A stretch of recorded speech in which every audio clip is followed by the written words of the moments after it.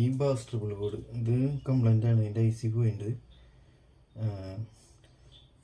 ഇത് നമ്മൾ കൽക്കട്ടയിൽ നിന്ന് മേടിച്ചൊരു ബാസ്റ്റബിൾ ബോർഡാണ്. ഇനിയിപ്പോൾ നമ്മൾ ഇത് ശരിയാക്കി എടുക്കണം. ഇത് ശരിയാക്കിയിട്ട് ഐ സി മാത്രമല്ല പോയിക്കണം, ഒരു ഐ സി പോയിട്ടുണ്ട്. ഇതിൻ്റെ കണ്ടീഷൻ ചെക്ക് ചെയ്ത് നോക്കണം. ഇത് ഓൾറെഡി ഇവിടെ ഫിസിക്കലി ഒരു ഹോൾ വന്നിട്ടുണ്ട്, പൊള്ളച്ചുണ്ട്. അപ്പോൾ അത് ഐ സി മാറ്റണം. പിന്നെ ഇവിടുന്ന് കുറേ റെസിസ്റ്റേഴ്സൊക്കെ നമ്മൾ ഊരിയെടുത്തിട്ടുണ്ട്, വേറെ ബോർഡിൻ്റെ ആവശ്യത്തിന് വേണ്ടിയിട്ട് കുറേ എണ്ണം ഊരിയെടുത്തിട്ടുണ്ട്. ഇതൊക്കെ പ്ലേസ് ചെയ്തിട്ട് ഐ സി മാറ്റിയിട്ട് ഇതും ശരിയാക്കിയിട്ട് ഈ ബോർഡും സ്റ്റീരിയോ ആക്കിയിട്ട് ഇത് ബാസ്റ്റബിൾ ബോർഡ് ടോൺ കൺട്രോളും ആക്കിയിട്ട് പിന്നെ നമ്മൾ റെഡിയാക്കി എടുത്തൊരു സബിൻ്റെ ഫിൽട്ടർ ബോർഡുണ്ട്.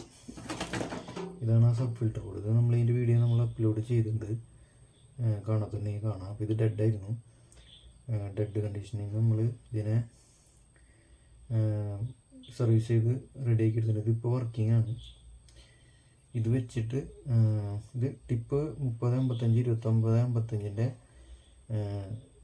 ബ്രിഡ്ജ് ബോർഡാണ്. അപ്പോൾ ഇതിനെ നമ്മൾ ബ്രിഡ്ജ് മാറ്റിയിട്ട് സ്റ്റീരിയോ ആക്കിയിട്ട് ഇത് സ്റ്റീരിയോ ബോർഡായിട്ടും നമ്മളിൽ വേറൊരു ടിപ്പ് 3055 മോണോ ബോർഡുണ്ട്.